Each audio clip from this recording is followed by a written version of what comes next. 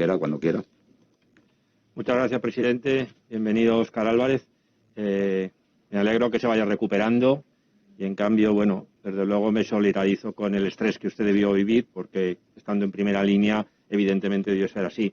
Yo voy a intentar ir al grano de lo que pasó y lo primero que le quiero preguntar es si nos puede decir las cifras de, afectados, infectados y de personas que fallecieron en las residencias que estaban a su cargo durante esa primera ola, si usted las sabe. No las conozco en detalle porque le podría dar una cifra que no estuviera ajustada. De las últimas, dese cuenta que en cualquier caso la cifra de infectados... ¿Y por qué no las... Usted tenía... ¿cuál era su misión? ¿Realmente cuál era su cargo y de qué se ocupaba usted cuando era gerente de la AMAS? El gerente de la AMAS, del anterior Servicio Regional de Bienestar Social, es, por asimilarlo, aunque sea a nivel público, el gestor, pues como de cualquier otra parte de las residencias o de ámbitos residenciales. Usted tenía las 25, más o menos a su cargo, las 25 residencias, los centros estos de día, y ¿había alguna supervisión o algo sobre otro tipo de dispositivos de residencias que nos afectan en la investigación? No. La AMAS es un organismo autónomo de carácter administrativo y lo único que se dedica, y ha sido regulado en la legislación, es de la gestión directa de los centros propios con personal propio de la administración. Entonces, y ahí usted no sabe los muertos y las personas fallecidas y las personas que se infectaron. No, lo que no le quiero dar es un dato que no se ajuste. Y le estaba comentando que y aproximadamente, ¿usted sabe cuántas personas fallecieron y cuántas personas se infectaron? Pues tanto de residentes como de profesionales. En torno a 600 y algo personas constan, ¿no? Me recuerdo, que era lo que le quería explicar, entre casos confirmados, casos sospechosos y lo que le iba a decir, que claro, casos sospechosos de esa época, que a lo mejor había muchos más por sintomatología que nos incluía en ese momento, ¿no? Y cifras de fallecidos. Yo recuerdo la cifra de fallecidos total, ¿no? O sea, por todos los motivos, COVID, sintomatología compatible o no COVID, o sea, todo el resto de fallecimientos, en torno a 1.000 personas. Cuando la última que... En esa primera ola. Sí. ¿Y usted sabe las cifras más o menos parecidas de fallecidos y de personas que enfermaron el año anterior, por ejemplo? El fallecimiento en 2019 en torno a 1.000 personas. Más o menos suelen fallecer... O sea, usted me está diciendo que fallecieron el mismo número de personas en el año 2020 con la COVID en la ola que en el año anterior. Estoy diciendo que más o menos en un año... me refiero en esas fechas entre marzo, mediados de marzo, que empieza la pandemia, y estamos hablando mediados de junio, que es el periodo que estamos investigando. Si usted conoce esas cifras. Pues he comenzado diciéndole que no conozco las cifras al detalle, por supuesto, y no quiero darle una información que nos ajuste totalmente, pero que los fallecimientos en un año habitual, dependiendo de los meses, con la gripe y demás, pues rondan 80, 90, 100 fallecimientos mensuales, ¿no? Y los de ese, o sea, aproximadamente hasta junio, ¿no? En torno a 1.000 personas, 1.000 más o menos. Pero, insistiendo, obviamente ha habido muchísimo más fallecimiento. ¿Usted conoce la carta de los médicos, de 45 médicos, ya se ha referido el portavoz del grupo Vox, de los 45 médicos de AMAS que firmaron una carta el 12 de junio que hicieron pública? ¿Conoce usted esa carta? De los médicos que trabajaban en el AMAS, 45 médicos. Recuerdo, sí, de verlo en prensa, sí. ¿La ha leído usted? Yo creo que sí. En esa carta dice, hemos estado en las trincheras, es más, nosotros hemos construido las trincheras. Y ellos cuentan en esa carta que realmente se sintieron absolutamente desaprovechados y que además no tuvieron los medios suficientes para trabajar. ¿Qué opina usted de todo eso? Porque en realidad lo que ellos vienen a contar y lo que ha contado usted es que las residencias del AMAS, las 25 residencias, parecían mucho mejor preparadas aparentemente que otras residencias privadas, puesto que tenían médicos especialistas, porque esos son médicos especialistas, que tenían acceso, como usted dice, al historial clínico y que tenían acceso a los tratamientos, pero ellos dicen que no pudieron hacer bien su trabajo y que desde luego sufrieron muchas bajas y que tuvieron un estrés muy grande, me imagino que como usted. ¿Qué opina de eso? Es que tengo claro que los médicos, los enfermeros, todo el personal de hostelería, las TKs, sufrieron más que nadie. Lógicamente la primera línea fue durísima. Los medios, evidentemente a nadie se nos escapa las primeras semanas, las situaciones de las primeras semanas. En el caso de los médicos, lo que sí que tengo que decirle, igual que en enfermería la cobertura en algunos momentos fue imposible, como ha pasado en el resto de instituciones, en el caso de los médicos fue muy compleja, pero sí que es cierto que lo que le dije, que ese trasvase que pudimos hacer desde los centros base, de las mutuas, de las propias contrataciones, sí que permitieron tener efectivos. Ellos dijeron que se sintieron abandonados, que apenas hubo contratación porque no venían personal a poder trabajar, entre que no había y no se querían presentar. Ellos venían denunciando ya, como usted yo creo que también, un poco, que las condiciones no eran la adecuada para tratar a este tipo de... Y ellos se sentían, desde la división de las consejerías, y que además se quedó como en esas dos en medio, se sentían muy poco coordinados y, de hecho, ellos han quejado de que no contaron con ellos. ¿Usted cree que contaron con ellos, por ejemplo, para hacer los protocolos de derivación, que ahora les voy a preguntar? Yo creo que con los médicos mantenían desde la coordinación médico-asistencial la coordinación habitual, tenían reuniones telemáticas, se contaba con ellos como de forma habitual. En cuanto a lo que usted dice, yo comparto, por supuesto, con el colectivo médico de la AMAS y con el colectivo de enfermería la situación, ¿no?, que de alguna manera genera exclusión para que no se presenten candidatos o vengan menos candidatos. Se lo he comentado. A ellos les pagan menos, ¿no?, la ausencia que a los de SERMAS. Nuestros médicos que aprueban la misma oposición y nuestras enfermeras que el personal de sanidad no tiene contemplada la carrera profesional cuando hacen las mismas actividades. En este caso es que utilizan los mismos registros, tienen una cartera de servicios igual que el personal de atención primaria y hacen muchos aspectos de hospitalaria. Entonces, lógicamente... Ellos se muestran muy en desacuerdo y dice que no contaron con ellos para hacer los protocolos cuando eran especialistas en saber si se tenían que derivar o no a los usuarios. ¿Qué piensa usted de esto? Los protocolos se hacen desde sanidad y entonces, lógicamente, sanidad... ¿Usted cree que son protocolos? Ellos sienten que son protocolos que se imponen. Yo entiendo que es un protocolo que sale de la Consejería de Sanidad y, lógicamente, se habrá hecho por los servicios de geriatría y especialistas desde los hospitales. ¿Y usted cómo se posicionó? ¿A favor de estos protocolos y de que se cumplieran o pudo tener una posición más cercana o pudo, digamos, intentar hablarlo con estos médicos que estaban a su cargo, digamos?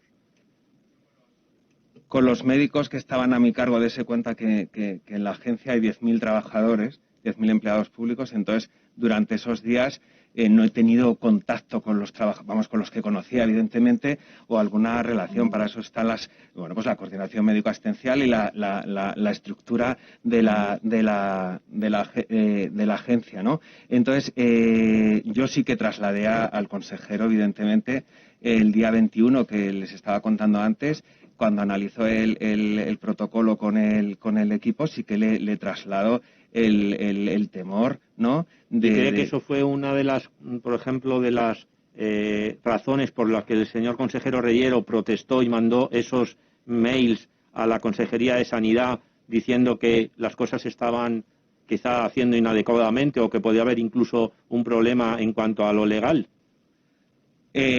Yo creo que fue el detonante, evidentemente. La mañana del día 21, que era lo que les trasladaba antes, cuando nosotros vemos el protocolo, yo desde un enfoque de gestión, lógicamente, pero viene el consejero a vernos y le transmito el miedo al propio, no al protocolo, sino situaciones que se podrían producir, ¿no? E invitamos al coordinador médico a que le explique las escalas y en qué se traduce, ¿no? Y a raíz de eso, evidentemente, el consejero es... ¿Y usted estaba a favor de ese, digamos, desde su conocimiento? Usted tiene además también la carrera de enfermera y tiene bastante conocimiento. ¿Usted estaba a favor de esos protocolos o estaba en contra de los protocolos?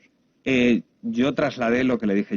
Mi responsabilidad era trasladar en ese caso, mi parecer y el temor a mi responsable, que era el consejero, y así se lo trasladé en cuanto fue posible esa mañana, lógicamente. El protocolo sí que es cierto que, aparte de criterios, sí que incluía todo el resto del circuito y de asistencia por parte de los servicios de geriatría, dispensación de fármacos y demás. ¿Usted cree que a partir de ese momento las residencias quedaron, digamos, desabastecidas y peor incluso medicalizadas que antes del protocolo? Porque ¿cree usted que hubo más personas fallecidas en las residencias a raíz del protocolo? ¿Murieron personas en las residencias a raíz del protocolo? ¿Porque no se trasladaron? No puedo afirmarle... Usted era el director general. El director de la AMAS. Pero yo no puedo afirmarle si han fallecido personas o no por la aplicación de unos criterios. Yo entiendo que los criterios, evidentemente, son los que eran, venían marcados. Los equipos, y yo así se lo he transmitido a muchos familiares con los que he tenido ocasión de reunirme. Lo que sí que tengo la seguridad es que en las residencias que yo conozco, las residencias de la AMAS, se prestó una atención integral a todos los usuarios durante esos días. ¿Eso implica que es como si estuviera medicalizada en las residencias? Con los criterios que les daban los geriatras, con las mismas medicaciones. ¿Y usted cree que todo el tiempo que usted estuvo de gerente estuvieron, digamos, adecuadamente medicalizadas las residencias? Estaban medicalizadas, no medicalizadas, contaban con el personal. Sí, personal, medios y todo para tratarlos allí como se podría haber tratado en el IFEMA o se podría haber tratado en un hotel medicalizado. No, yo no puedo sacar a los residentes, evidentemente, ni trasladarlos, ni... Exacto, usted no podía sacarlo porque la orden decía que no se podían sacar. Pero lo que digo, los que estuvieron, evidentemente, nuestros equipos, sí que son equipos, nosotros no tenemos cuidadoras, tenemos técnicos auxiliares en cuidados de enfermería, tenemos plantillas muy sanitarizadas, médicos especialistas, que ha dicho usted, enfermeras especialistas, sí. Y a nivel de material, evidentemente se dota previamente a esto, de fármacos de urgencias. Pero ellos dicen que no tenían esos medios, que los medios no llegaron bien, que fueron insuficientes. Yo creo que ellos se refieren, más, porque yo sí que he hablado con algún médico, evidentemente, en la primera parte, a equipos de protección y demás, pero ellos son prescriptores y es que ellos pueden prescribir medicación y desde los servicios de geriatría, y así consta, les han dotado, porque lo dotaban previamente a los médicos de la AMAS. Había circuitos ya de dispensación centralizada de medicación previamente a esto, a las propias residencias, que eran condiciones de guerra. Entiendo que como la guerra que tendrían esos días, y hemos visto todos en las Con esas condiciones de guerra que usted dice y en sus residencias, ¿usted cree que hubo la misma posibilidad, digamos, de atención que en las residencias privadas? No conozco ya le he dicho que no conozco mucho las residencias privadas. Yo entiendo que existe una diferencia notable entre lo que era el modelo de coordinación médico-sociosanitaria de las residencias públicas, que venía de hace años, ¿no? ¿Que cree que son mejores, que digamos, están más dotadas? En cuanto al modelo de coordinación, me consta que sí. Nuestros médicos, insisto, son... ¿Y hubo más facilidad de atención? Yo creo que como previamente existían canales de comunicación y existen todas esas formas de trabajar conjuntamente con televideomedicina, con todos los soportes, con poder leer las historias conjuntamente, es lo que le indicaba. Yo he visto cómo geriatras de los servicios hospitalarios no les decían hacer estas determinaciones analíticas. Los médicos de las residencias de la AMAS las pueden pedir, las pueden recibir, las PCRs, no directamente. Nosotros establecimos un sistema de PCRs por otros circuitos porque no llegaban al principio, evidentemente, ¿no? Y los médicos podían tener acceso, prescribir. Una última pregunta que me queda. ¿Usted piensa entonces que desde su labor se hicieron las cosas bien y que la coordinación fue buena y que la dimisión de todas las personas que, incluido el consejero, con políticas sociales, no se entiende entonces? No, yo no. No le digo eso. Yo le digo que yo cumplí con mi responsabilidad de intentar en la gestión de la AMAS dotar de todos los medios humanos, de todos los medios materiales, que esa es la responsabilidad de la gerencia de la AMAS, y trasladar a mi superior, y así, y provocó lo que provocó, ¿no?, el tema del protocolo y de los criterios. Por supuesto que sí, yo creo que eso es lo que ocurrió.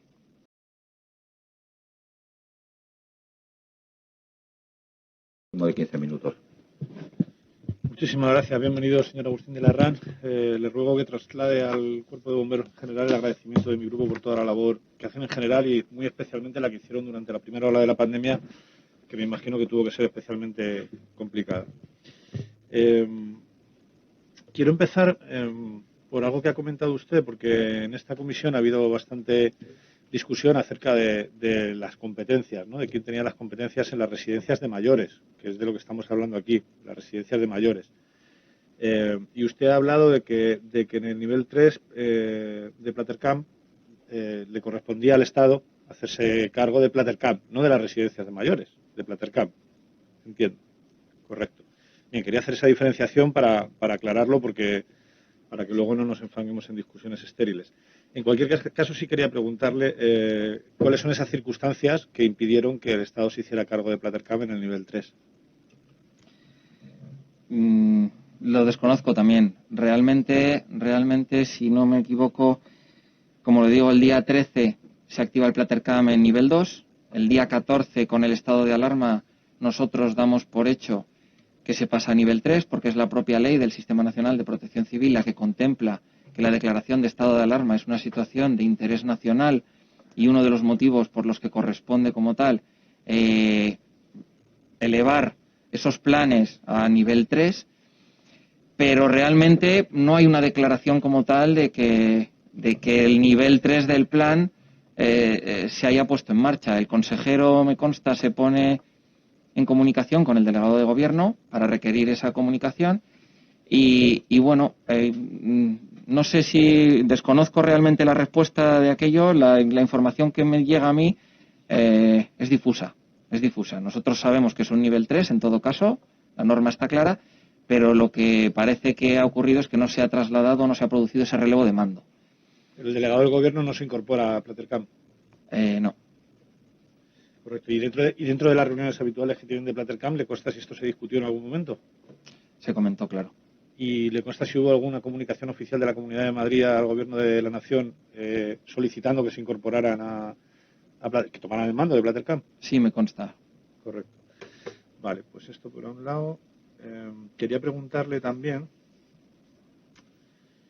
si en ese comité asesor del que usted ha hablado se habló en algún momento del protocolo de derivaciones hospitalarias, que había que hacer cuando ustedes llegaban a una residencia y se encontraban con personas mayores que necesitaban asistencia hospitalaria. No se lo puedo confirmar con total garantía. Es posible que se hablara, pero no se lo puedo confirmar. Para mí es un tema tan ajeno a mis cometidos y a mi papel en esta emergencia que si se habló no reparé y bueno, no me correspondía en todo caso, pues de ninguna de las maneras, ¿no? Porque si ustedes entraban en una residencia y había personas como estaban, ¿no?, requiriendo de asistencia hospitalaria, en ningún caso tenían la obligación o la responsabilidad o podían directamente llevarles a un hospital. No. Nosotros en el reconocimiento pesado, como he comentado antes, en ese formato de actuación íbamos acompañados de una unidad sanitaria, normalmente era Cruz Roja o Médicos Sin Fronteras, a veces el SAMU también, y esa unidad sanitaria en ocasiones, de la mano del geriatra, sí tomaba decisiones del ámbito del traslado, pero para nosotros éramos en este caso y en estas circunstancias ejecutores de la decisión sanitaria que adoptaba un tercero. ¿Y en esas visitas, en esos reconocimientos, le consta en alguna ocasión que hubiera quejas de las residencias por no poder trasladar a pacientes a los hospitales? No me consta. No le consta.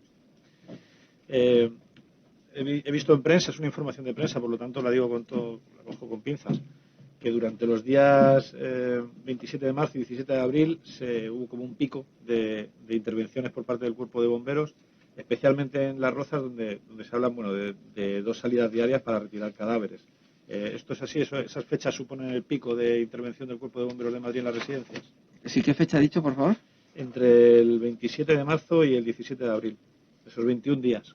Coinciden con los 21 días que... Bueno, realmente esos 21 días son los días en los que el cometido está en terreno de bomberos, ¿vale? El cometido de la retirada de fallecidos de residencia como tal. El pico de intervención, el primer día hubo 6 fallecidos retirados. Creo recordar que en 3 residencias o en 2 o 3 residencias distintas. Pero el pico de trabajo, que sí fue un pico de cierta relevancia, acontece principalmente entre el 1 y el 9 de abril. Entre el 1 y el 9 de abril. Sí.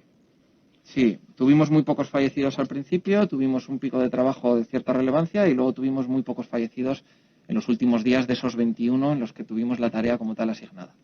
Lo digo porque en esta comisión estudiamos, entre otras cosas, el impacto que pudieron tener determinados protocolos a la hora de impedir el traslado de personas mayores a hospitales. Esos protocolos se firman entre el 18, la primera versión, y el 25 de marzo. Y el pico de actividad del que usted me habla es inmediatamente posterior, es el 9 de abril. Es 10 días después y nos parecía que era una información relevante. Quiero preguntarle también si ustedes funcionan con protocolos dentro del cuerpo de bomberos y sobre todo en situaciones de emergencia. Sí, por supuesto. Nosotros intentamos procedimentar prácticamente todo lo que hacemos porque es la garantía de que cada interviniente, cada efectivo del operativo, pues tenga clara su tarea y se trabaje y se funcione como un equipo. Pero luego esos protocolos son de cumplimiento voluntario por parte de los bomberos. No, son de cumplimiento obligatorio, pero no son rígidos. No son rígidos. Sí.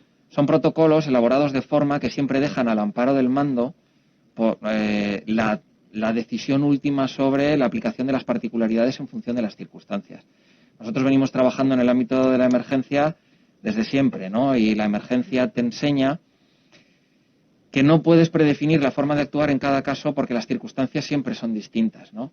Entonces, se llevan muchas cosas atadas, se llevan muchas tareas preparadas de antemano, pero luego tienes que adaptarte a la situación. Y en esa situación, pues la mejor forma de adaptarse es la jerarquía de mando, un responsable, la experiencia que ese señor tenga y la formación que tenga el equipo y la forma de trabajar, ¿no? Pero si en un rescate, por ejemplo, alguno de los bomberos decide ignorar el protocolo y hay víctimas, ¿quién es el responsable después de que eso suceda? Es una pregunta delicada. Claro, es que estamos en una habría que ver las circunstancias concretas del caso. Claro. Pero no ocurre, se lo digo de corazón, es muy poco habitual, muy poco habitual y absolutamente puntual alguna circunstancia en la que un efectivo no siga las instrucciones de su mando. Claro, es que los protocolos normalmente están para seguirlos, o sea, que es muy extraño que alguien no los cumpla. Las normas generales es que esos protocolos se cumplan y sobre todo en una situación de extrema emergencia, donde obviamente alguien espera que quien está arriba le dé instrucciones. Tiene toda la lógica que se cumplan esos protocolos, evidentemente. Además, luego hay respaldo legal porque la Ley 40/2015 del régimen jurídico del sector público sí establece penalidades para quien no cumpla protocolos dentro de un sistema administrativo. O sea, que sí son de obligado cumplimiento. Sobre todo para dar tranquilidad y para que la gente pueda hacer su trabajo sin temor a consecuencias después. Quería preguntarle por la sectorización, en qué fecha se produce y qué se encuentran ustedes cuando llegan a la residencia, si están todas sectorizadas, si no lo están, si... Pues la situación es variopinta. Nosotros llegamos en un contexto en el que las residencias, no sé si todas, porque desconozco esta tarea, no era una tarea de nuestro ámbito, ¿no? Han recibido pautas por escrito de sanidad, al respecto de cómo organizarse y cómo sectorizar. Ellos ya lo tienen. Por circunstancias, pues algunas lo tienen mucho mejor implementado que otras. Cuando nosotros llegamos y nosotros nos movemos principalmente en las más críticas... ¿Qué fechas estamos hablando? Pues le digo en un segundo. Como le decía, los reconocimientos ligeros, donde empezamos a hacer ese tanteo de residencias para confirmar de primera mano esa información que nos trasladaba a políticas sociales, son entre el 1 y el 6 de abril. Entre esas fechas, en esos 6 días, realizamos 109 reconocimientos ligeros. En los reconocimientos pesados los empezamos a trabajar a partir del día 4 de abril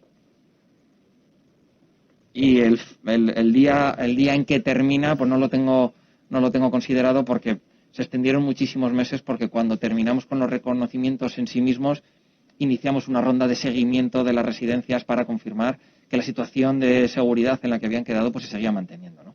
No tengo una fecha fin, pero empezamos el día 4. Me interesa sobre todo la de inicio. Y cuando ustedes llegan, como le preguntaba, ¿se encuentran con que se está cumpliendo la orden del 19 de marzo de sectorizar las residencias o no? En algunos casos más y en otros menos. ¿Con algún tipo de patrón de residencias más grandes, más pequeñas, públicas, privadas? No, le diría que no. No hemos hecho un análisis específico de esta información, pero nos encontramos situaciones muy distintas. Nos encontramos situaciones muy diversas. ¿Qué tanto por ciento? Entiendo que es una pregunta complicada, O sea, siéntase con la libertad de decirlo a voleo, pero ¿qué tanto por ciento diría usted que de residencias de las que se encontraron estarían sectorizadas? Es que no sabría precisarle. No me quiero aventurar porque es que de verdad no lo sé. De acuerdo. Le hago la última pregunta. ¿Cómo calificaría la colaboración entre agentes en el contexto de esta crisis, tanto de la Comunidad de Madrid como con la UME o muy los buena. intervinientes? Muy buena. Buena coordinación a través de Platercam. Sí. Correcto. Pues nada, por nuestra parte no hay nada más. Muchas gracias.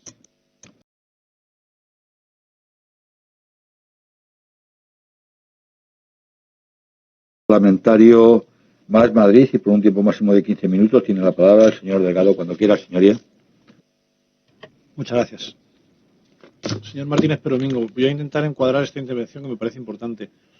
La vocación, la misión de mi grupo en esta comisión en ningún caso es la de, perdóneme la expresión, la de ir de listos, subrayando problemas que ahora se ve que estaban y en aquel momento no, porque era una auténtica locura. Somos perfectamente conscientes de la situación de excepcionalidad absoluta que se vivió en aquellos días, entre otras cosas porque no dejaron de... ahora sí, es que hay algunas comisiones sí, en otras no. Digo que somos conscientes perfectamente de la excepcionalidad absoluta que constituyeron aquellos días, entre otras cosas porque a nosotros también no paró de sonarnos el teléfono. En su caso para unas cosas, en el nuestro para otras, pero yo no paré de recibir llamadas de familiares diciéndome no tengo información de mi padre, de mi madre, no puedo verle, no sé nada de él, no le llevan a un hospital, cada vez está peor, mi padre ha fallecido, ¿no? Entonces también nos debemos a la obligación de buscar respuesta para todas esas personas que no fueron pocas. Voy a empezar preguntándole... Vamos a ver. Un segundo. Mire, hay mucha confusión en torno a los protocolos y en realidad es una cuestión bastante sencilla. ¿Este protocolo lo coordina usted? No. ¿Este otro? Sí. Esa es la cuestión. Hay dos protocolos distintos. Uno tiene un carácter político y marca direcciones políticas y dice lo que hay que hacer. Y el otro es un conjunto de desarrollo técnico de lo que dice este. De este hubo 4 versiones los días 18, 20, 24 y 25. Y son los que están en cuestión. Y este otro acompañaba de una manera que, si me lo permiten, esto es la ley y esto es el desarrollo reglamentario, por decirlo de alguna manera. Cuando el señor Moore el otro día dijo que la última versión ponía borrador, intencionadamente se está refiriendo al suyo, no a los suyos. En los protocolos del señor Moore, que fueron los que le llegaron a los geriatras de enlace, en ningún caso pone borrador. ¿Esto es así?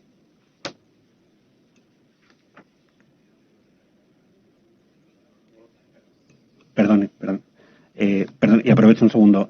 Si antes me han malinterpretado cuando he dicho que no, es decir, evidentemente yo entiendo que todos ustedes también fueron, es decir, para todos. No, está claro, está claro. No perdóneme si a lo mejor que parece que hago clases. En concreto... El suyo ponía borrador. Sí, porque era un documento... El señor Moore no pone borrador en ningún sitio. ¿Usted de qué forma participa en la elaboración de este protocolo? ¿Es el coordinador del protocolo? Podríamos decirlo así. ¿Y por qué le eligen a usted para coordinar esto?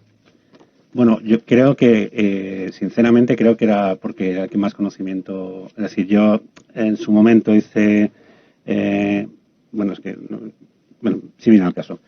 En el 2011 ya estuvimos analizando había una amenaza en aquel entonces para residencias de mayores con cepas de Clostridium y ya se analizó el impacto que podría tener. Y en su momento también, analizando el MERS y el SARS-CoV-1 en el 2003, tenía más conocimiento de lo que habían hecho las residencias de Singapur. Muchas gracias. Que fueron... Está claro, muchas gracias. Tiene experiencia previa y sabía de lo que va. ¿Cuántas versiones se hacen del borrador que usted coordina?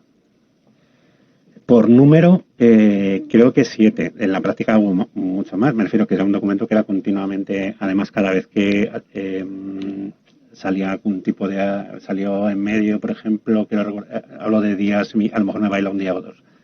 pero creo recordar que cuando habíamos elaborado ya el primero, pues justo el gobierno sacó un documento donde regulaba las salidas, que nosotros habíamos empezado a explicar a la gente cómo había que regularlas.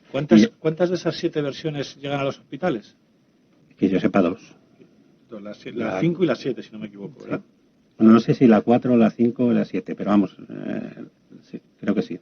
Vale, en este documento, no hablo ya del señor Muro, hablo del suyo, a partir de la página 9, que es cuando se empieza a indicar en qué casos procede enviar a los mayores a los hospitales. Hablan ustedes, la página 10, perdón, residente subsidiario de derivación a hospital de apoyo por patología aguda para decidir si se deriva a hospital de apoyo COVID o no COVID. ¿En qué se diferencia y cuáles eran los no COVID y los COVID? A ver, uno de los problemas que hubo era el mezclar los circuitos en todos los hospitales. Dentro del mismo hospital se empezaron en origen se empezaron a crear plantas COVID y plantas no COVID, al principio. Luego ya todo el hospital fue COVID. Con los hospitales de apoyo, es decir, independientemente de que existiese el COVID, la gente seguía teniendo ictus, seguía necesitando unos tipos de recursos Pero había hospitales que no eran COVID y otros que sí eran COVID. No, era a la hora de hacer una distinción entre los hospitales de apoyo, la idea que había en origen, os comentaron, era que se iba a dedicar uno a pacientes COVID y otros a pacientes no COVID. Hablo de memoria, pero quiero recordar que el primero, por ejemplo, de los hospitales de apoyo que puso a su disposición camas que era COVID, fue Virgen de la Poveda, me parece, quiero recordar.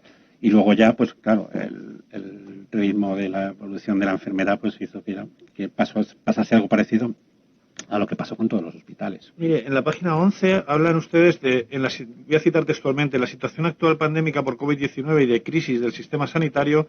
Para dar respuesta a la misma es preciso optimizar los dispositivos asistenciales al sistema, valorando a aquellos pacientes que menos se benefician del ingreso hospitalario en función de una serie de criterios. Voy a empezar por el principio. Hablan ustedes de crisis del sistema sanitario.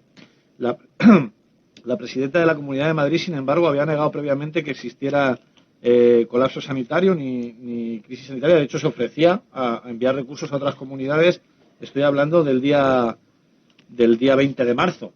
No es al principio, había pasado ya un mes desde que empezamos con esto. Entonces, ¿había crisis sanitaria o no había crisis sanitaria? Me pregunta como médico que era en aquel entonces. Decía, a mí me parecía que sí. Claro, y por eso, y de ahí la necesidad de optimizar los dispositivos, ¿no? Que es una forma de establecer prioridades. Entiendo que optimizar dispositivos quiere decir establecer prioridades. Bueno, o ajustar a cada persona lo que necesita. Claro, rentabilizar el funcionamiento. Sin embargo, sí que me preocupa que incluso en su protocolo, que ya digo que me parece mucho más técnico, se habla efectivamente de una escala clínica de fragilidad, a partir de la cual, a partir del número 6, no se recomendaría enviar a pacientes a hospitales. En la número 6 está, por ejemplo, los moderadamente frágiles, personas que necesitan ayuda para todas las actividades en el exterior y para realizar tareas domésticas. Esto supone un problema serio. Primero, porque una persona que esté en esta situación fuera de una residencia no pasa este filtro, va al hospital. Y eso ya es una discriminación con respecto a los que estaban en residencias, ¿no le parece? Vamos a ver, es decir, desde el momento que cualquier médico valora a cualquier paciente, si usted entiende que es una discriminación el que a una paciente se le asigne un determinado tratamiento y a otro no, yo entiendo que eso es la práctica médica habitual. Me refiero, no me parece en absoluto discriminatorio. No, es que no se está hablando de aplicar un tratamiento, se está hablando de derivar a un hospital. No, el tratamiento se aplicaba... Viene después, pero para que te lo apliquen el tratamiento tú tienes que llegar al hospital. Si tú vives en tu casa con tu hija te lleva a un hospital. Hombre, si vives en una residencia, no. Pero todas las enfermedades, en función de cómo lo valora clínicamente un médico, unas veces se decide que el paciente puede irse a su casa y, de hecho, la mayoría de la gente que va a urgencias se vuelve luego a su casa con el tratamiento. No se quedan ingresados en el hospital. Entonces, cuando tú haces una valoración, pues habrá algunos pacientes que considerarás que tendrán que irse, otros los dejarás con tratamiento y lo mismo al día siguiente los tienes que mandar y otros con el tratamiento irán bien. Correcto, pero lo que es la llegada al hospital, si vives en una residencia, no llegabas. Hay un desplome de un 40% de traslados de residencias a hospitales en esos días. Pero eso se lo he explicado antes. Por casualidad. Y luego hay una segunda cuestión, y es que quien decide si va a un hospital o no es la persona. No les preguntaron a esas personas si querían ir a un hospital o no. Se elaboraron protocolos que las excluían. Yo le he comentado antes... Y le decía antes, puedo entender que en una situación de crisis sanitaria haya que priorizar pacientes. Luego entraremos en qué se hace si tienes que priorizar pacientes. Porque aquí el problema no es solamente que se le cerrara la puerta de los hospitales, es que no se derivó un solo paciente en esos días a un hospital privado. Es que IFEMA, que era el milagro que iba a asombrar al mundo, precisamente no admitía pacientes con problemas de movilidad, que eran justo los que teníamos en esos días con problemas. Y es que tampoco se medicalizaron residencias, porque usted ha hablado antes de que, sí, que en función de su criterio se medicalizaron residencias. Claro, aquí podemos entrar en una discusión semántica sobre qué significa medicalizar una residencia. Nosotros entendemos que una vez cerrado las puertas de hospitales, no has derivado privado, no has derivado IFEMA, medicalizar una residencia implica cuidados de intensivos, que es a lo que no estaban llegando las personas que estaban allí. Y de eso no se medicalizó en residencias en Madrid. Por eso le digo que me parece que incluso este documento, que es más técnico, también establecía un sesgo, que bajo nuestro punto de vista podría haberse corregido después a través de derivaciones o de medicalización. Pero a mí no me consta que eso se hiciera. ¿A usted le consta que se derivaran a hospitales privados, por ejemplo? Esto es una pregunta directa. ¿A usted le constan derivaciones a hospitales privados en esos días de la red de residencias públicas de la Comunidad de Madrid? A mí me consta que se derivó a hospitales de media estancia, incluso a otras residencias cuando... ¿El qué? ¿Algún hospital privado? No me consta. Es que según la información que nos facilita la Consejería de Sanidad, se produjeron cerca de 6.000 derivaciones y ninguna a un hospital privado en esos días. Y recuerdo que en una crisis sanitaria de ámbito nacional como la que hemos vivido, y en una situación de normalidad también, lo dice la Constitución, todos los recursos del país quedan subordinados al interés general. Pues parece que no entraron estos pacientes en el interés general. Y nos llama la atención esto. Por último, quería preguntarle sobre la obligatoriedad o no del cumplimiento de los protocolos. Es cierto que como una orden de servicio está sujeta al régimen jurídico del sector público, y ahí la ley 40/2015 es muy clara. Sí que habla de la obligatoriedad de cumplirse y sí que habla de consecuencias para quien no la cumpla. Lo digo porque usted hoy está en el cargo, o sea que le puede suceder una situación similar. ¿Usted emitiría protocolos y dejaría el libre albedrío de quien los recibe cumplirlos o no? A ver, si me pregunta primero como médico, si alguien me da una orden concreta que yo considere que es lesiva para algún paciente, si la voy a incumplir, no le he por preguntado supuesto. eso, porque entiendo que eso no lo hace nadie. Es decir, evidentemente, si yo doy una instrucción, entiendo, en función de la recomendación o del grado de recomendación que yo dé. Es decir, discúlpeme porque ya le digo que mi información jurídica es muy limitada. Es una trampa argumental plantear que nadie incumple una orden sabiendo que va contra los pacientes. Es obvio, claro, nadie lo hace, porque tiene en la cabeza que si sus superiores les están diciendo que no trate a ese paciente es porque han generado una alternativa.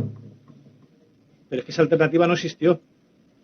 La responsabilidad no es de quien toma esa decisión obedeciendo un protocolo de la Comunidad de Madrid. La responsabilidad es de quien emite una orden de esas características sin generar una alternativa para esas personas. Porque murieron miles de personas mayores. A ver, yo lo que creo es que, que son cosas diferentes. Es decir, una es la parte de lo que hagan los médicos, es decir, que no lo cumplan, y otra es la parte de la instrucción que se pueda dar, que se recoja.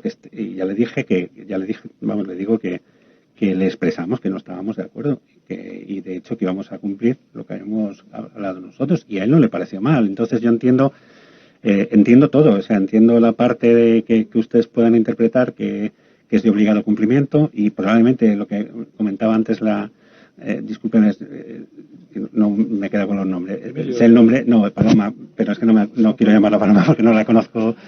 La señora García, ¿no? Es decir, la parte jurídica yo no voy a entrar, por supuesto, no tengo conocimientos, pero en la aplicación práctica de ellos sí. Entonces me llama la atención que el doctor Moore, es decir, igual que pusiese algo obligatorio, por así decirlo, desde el punto de vista legal, luego te dijese, cuando nosotros le decimos que no estamos de acuerdo y que no vamos a cumplir, que le parece bien. Claro, pero es que aquí hay muchas cosas que no son normales, porque es que estos protocolos primero se nos dijo desde el Gobierno de la Comunidad de Madrid que no existían, luego que eran un borrador, luego que sí que existían pero no se cumplieron. ¿Entiendes? O sea, que me parece normal que les sorprenda. Lo que estamos constatando a través de testimonios como el suyo es que efectivamente existieron, que tuvieron un impacto práctico en una caída de un 40% de las derivaciones a hospitales, que no se generó una alternativa y que no se medicalizaron residencias. Y que la tasa de víctimas esos días fue brutal en la Comunidad de Madrid. Yo no pretendemos hacer responsables a quienes cumplen órdenes emitidas desde la Comunidad de Madrid, sí a quienes emiten órdenes y luego cobardemente dicen que son optativas y que la responsabilidad de cumplirlas o no recae en los profesionales. Eso sí que nos parece